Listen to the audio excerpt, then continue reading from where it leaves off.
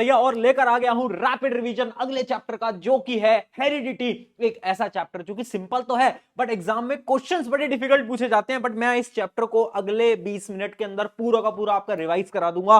और ये जो रैपिड रिवीजन की सीरीज है ना, ये तुम्हारे एग्जाम के लिए बहुत ज्यादा इंपॉर्टेंट होने वाली है। तो देखो, अगर तुम इस चैप्टर को डिटेल में पढ़ना है, 1-1.5 घंटे के अंदर डिटेल में पढ़ा रखा है। न्यूमेरिकल्स भी करा रखे हैं, हाँ इस चैप्टर में न्यूमेरिकल भी है, वो भी करा रखे हैं मैंने, तो उसको देख लेना। बट इसके अंदर शॉर्ट के अंदर अपन फटाफट से रिवीजन करेंगे।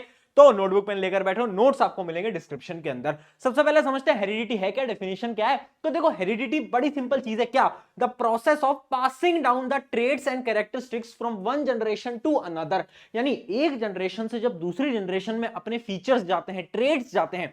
ट्रेड्स क्या होते हैं, ये शब्द बार बार सुनने को मिलेगा। ट्रेड्स का मतलब होता है फीचर्स। क्या फीचर्स? कि आंखों का कलर क्या है, बाल कैसे हैं, ये सारे होते हैं आपके फीचर्स, जो कि एक जनरेशन से दूसरे में जाते हैं। उस पूरे प्रोसेस को अपन बोलते हैं हेरिडिटी। अब देखो, हेरिडिटी जब अपन पढ़ते हैं ना, तो एक और टर्म आती है जिसका नाम है वेरिएशन। ये जो वेरिएशन है ना, ये अपन रिप्रोडक्शन वाले चैप्टर में भी पढ़ रहे थे, याद आ रहा है? वेरिएशन क्या होता था? जब भी सेक्सुअल रिप्रोडक्शन होता है, स्पेशली जब सेक्सुअल रिप्रोडक्शन होता है, उसके दौरान ना कुछ चेंजेस आ जाते हैं, है ना। जैसे कि आपके शायद पापा की आंखें ब्राउन होंगी बट आपकी आंखें ब्लैक हैं। क्या हुआ? कुछ चेंजेस आ गए। तो ये जो चेंजेस होते हैं ना, इन्हीं को अपन क्या बोलते हैं? वेरिएशन। जो डिफरेंसेस आते हैं उनको अपन बोलते हैं वेरिएशन। अब सवाल पेपर के अंदर बार बार पूछा जाता है कि वेरिएशन इंपॉर्टेंट क्यों है। आखिर ये जो वेरिएशन है ना, ये इंपॉर्टेंट इसलिए है क्योंकि दो रीजन है। सबसे पहला रीजन देखो, variation help organism to adapt. यानी जैसे जैसे एनवायरनमेंट बदल रहा है उसके अकॉर्डिंग हमें भी तो बदलना पड़ेगा। कैसे बदलेंगे? वेरिएशंस की मदद से। अगला क्या है? It drives the evolution of new species.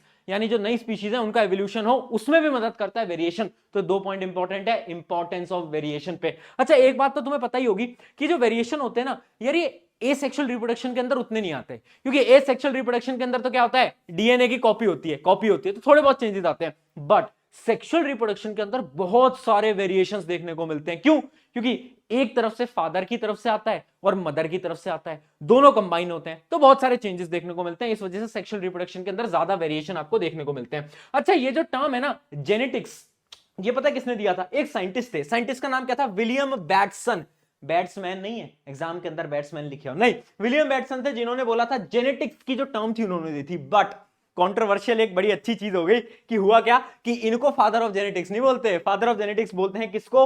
जॉनन Mendel को। मेंडल साहब जी जो हैं उनको अपन फादर ऑफ जेनेटिक्स बोलते हैं, बट नाम किसी और ने दिया था। भाई थोड़ा बहुत भेदभाव चल रहा है बट ठीक है भाई, हमें क्या, है ना। अब आगे बढ़ते हैं। अब कुछ इंपॉर्टेंट टर्म्स डेफिनेशन के बारे में समझो। पहले समझते हैं कि ट्रेड्स कितने टाइप के होते हैं। ट्रेड्स बताया ना मैंने, कैरेक्टरिस्टिक्स, फीचर। तो बेसिकली वो 2 टाइप के होते हैं। पहला टाइप क्या है? एक्वायर्ड ट्रेट, और दूसरा है इनहेरिटेड ट्रेट। अच्छा, एक्वायर्ड ट्रेट और इनहेरिटेड ट्रेट का जो डिफरेंस आपको स्क्रीन पे दिख रहा है ना, बड़ा इंपॉर्टेंट है, बार बार पूछा जाता है। एक्वायर्ड ट्रेट क्या है? वो ट्रेड्स जो कि हम एक्वायर करते हैं हमारी जिंदगी के दौरान। जैसे इमेजिन करो, आप तुम्हारे प्रशांत मैंने बॉडी बॉडी बना ली है ना, एब्स वैब्स बना लिए, तो वो क्या है? मेरा एक्वायर्ड ट्रेट। अब इमेजिन करो कल को मेरा एक नन्ना मुन्ना बच्चा हुआ, तो क्या उसकी भी बॉडी होगी?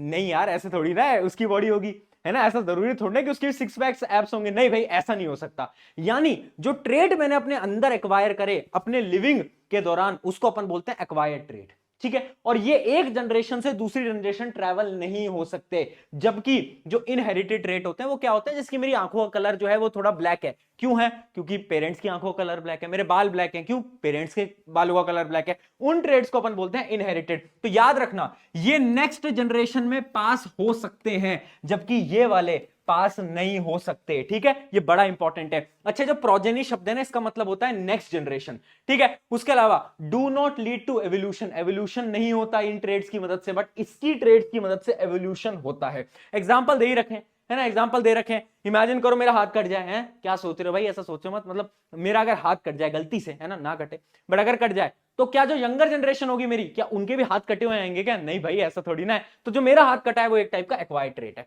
आगे बढ़ते हैं, कुछ और इंपॉर्टेंट टर्म्स के बारे में समझते हैं, जो कि डीएनए। अरे डीएनए भैया 9 से पढ़ते आ रहे हैं, बट 9th में भैया पढ़ाई कहां करी थी, तो मैं बता देता हूं। देखो, याद आ रहा है सेल? हाँ भैया याद है। न्यूक्लियस आ रहा है? हाँ भैया याद है। न्यूक्लियस के अंदर थ्रेड लाइक स्ट्रक्चर? हाँ भैया याद है। क्या बोलते थे? DNA deoxyribonucleic acid. बहुत बढ़िया यार। इसके अंदर सारा का सारा जेनेटिक आपका मटीरियल होता है। जो भी चीजों को आपके यंगर वंश के अंदर जो चीजें ट्रांसफर होंगी ना, जेनेटिक मटीरियल, वो सारा इसके अंदर होता है। दो टर्म्स होती हैं, एक होता है क्रोमेटिन और एक होता है क्रोमोसोम। अब देखो इसके अंदर बच्चे कंफ्यूज होते हैं। क्रोमेटिन क्या होता है बेटा, ध्यान से पढ़ना, क्रोमेटिन होता है mixture of DNA and protein, यानी न्यूक्लियस के अंदर जो डीएनए पड़ा हुआ है ना, उसके साथ साथ बहुत सारा प्रोटीन है, वो जो पूरा मिक्सचर है उसको अपन क्रोमेटिन बोलते हैं। बट क्रोमोसोम क्या होता है, डीएनए ना एक शेप ले लेता है। कैसी शेप ले लेता है, कुछ इस प्रकार की ऐसी एक शेप ले लेता है डीएनए, है ना। तो ये वाली शेप में जब डीएनए आपका आ जाता है ना, तो वो क्या बोलते हैं, उसको क्रोमोसोम बोलते हैं। तो याद रखना, क्रोमोसोम क्या होता है, एक प्रकार का DNA molecule consist of part of all genetic material. जितने भी जेनेटिक मटेरियल है उस पूरे हम टर्म को क्या बोलते हैं, क्रोमोसोम। यहां तक क्लियर है, चलिए आगे बढ़ते हैं। अब बात करते हैं जीन की। भैया ये वो वाली जीन्स नहीं है जो कि तुम पहन रहे हो, जीन है। जीन क्या है, देखो डीएनए, डीएनए का वो छोटा सा पार्ट, डीएनए का वो पार्ट जिसके अंदर जेनेटिक इंफॉर्मेशन है बहुत सारी, उसको अपन बोलते हैं जीन। तो जीन क्या होता है, segment of DNA that is basic unit of heredity and passed from parent to child. यानी पेरेंट से जो चाइल्ड में सारी इंफॉर्मेशन जा रही है ना, कि बाल का कलर क्या होगा, आंख का कलर क्या होगा, वो किसकी मदद से जाएगी, जीन की मदद से। तो जीन होता है basic unit of heredity. MCQ का सवाल आएगा पेपर के अंदर, याद रखेंगे। चलिए बेटा यहां तक की चीजें डन हो गई, आगे बढ़ जाते हैं। अब बात करते हैं एक और नई टर्म। कितनी टर्म है भैया, अरे थोड़ी बहुत टर्म है, पढ़ लो। अलील, अलील क्या होते हैं, देखो बेटा अलील क्या होते हैं, पेयर ऑफ जीन्स, है ना। यानी देखो जीन्स जो होते हैं ना, वो बहुत सारे कैरेक्टरिस्टिक्स के बारे में बात करते हैं। वो बता रहे हैं कि आंखों का कलर क्या होगा, बालों का क्या होगा।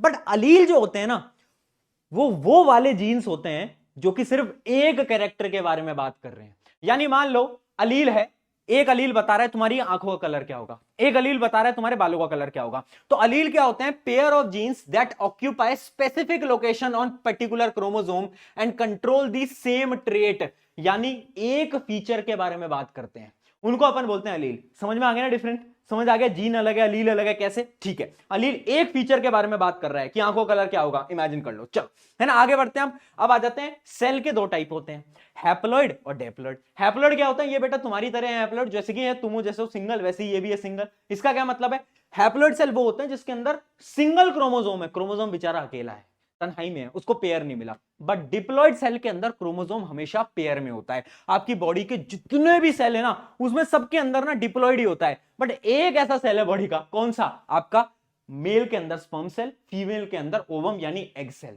जो रिप्रोड्यूसिंग वाले सेल होते हैं ना, ये हमेशा कैसे होते हैं, ये आपके होते हैं हैप्लॉइड, यानी इनके अंदर सिंगल क्रोमोसोम होता है। बाकी सारे सेल के अंदर क्या होता है, डिप्लॉइड सेल अपने कहलाते हैं। ये डिफरेंस समझ गए, यहां तक सारी चीजें डन है, आगे बढ़ते हैं। अब पढ़ते हैं रूल ऑफ इनहेरिटेंस। इनहेरिटेंस यानी एक पेरेंट से नेक्स्ट जनरेशन में सारी चीजें ट्रांसफर होनी है, वो उसके रूल्स क्या हैं, कैसे ट्रांसफर होगा। रूल्स होते हैं ना, मैथ में भी रूल्स होते हैं, वैसे यहां पर भी रूल्स हैं। क्या रूल्स हैं, तीन नियम है। पहला नियम क्या है, पहला नियम बोलता है inheritance in human is influenced equally by paternal and maternal genes. यानी जीन्स मम्मी की तरफ से भी आएंगे, पापा की तरफ से भी आएंगे, और दोनों का जो इन्फ्लुएंस होगा बराबर होगा, दोनों तरफ से जीन्स आएंगे। अगली कैटेगरी देखते हैं, अगला स्टेप क्या है, traits in the children follow Mendel rule of inheritance. Mendel के तीन नियम को फॉलो करता है, कौन से, वो हम आगे बात करेंगे।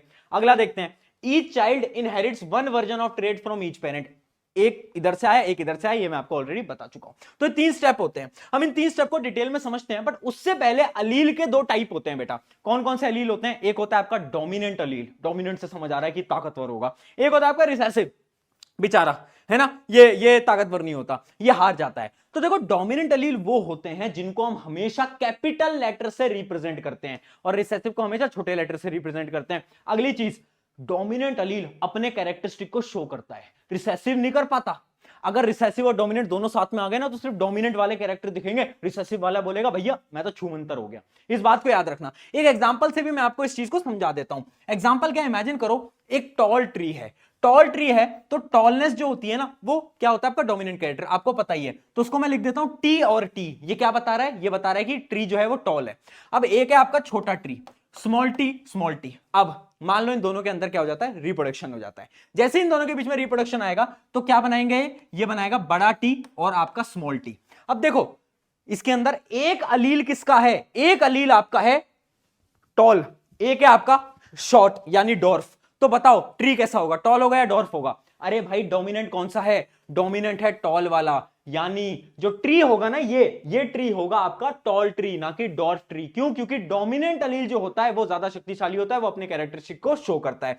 अच्छा कुछ टर्म्स और हैं, वो टर्म समझ लो। जैसे कि एक कंडीशन होती है होमोजाइगस कंडीशन।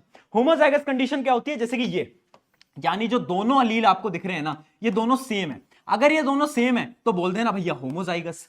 अब यहां पर देखो, यहां पर एक अलील तो टॉल है, एक डॉर्फ है, ये क्या है, ये है हेट्रोजाइगस कंडीशन। तो देखो दो कंडीशन होती है, होमोजाइगस हेट्रोजाइगस। होमोजाइगस क्या है मैंने आपको बता दिया, जहां पर आइडेंटिकल अलील है यानी सेम अलील है, बट अगर डिफरेंट अलील है तो हेट्रोजाइगस आपकी कंडीशन हो जाती है। अच्छा कुछ दो टर्म्स और समझ लो यार, एक होता है आपका जीनोटाइप और एक होता है आपका फिनोटाइप। जीनोटाइप क्या होता है, जीनोटाइप होता है कि आपके अलील किस प्रकार से दिख रहे हैं। एक बार डेफिनेशन पढ़ो, यूनिक डीएनए सीक्वेंस और allele combination inherited from the parent. यानी उस एग्जांपल में समझोगे तो इनका जीनोटाइप क्या है,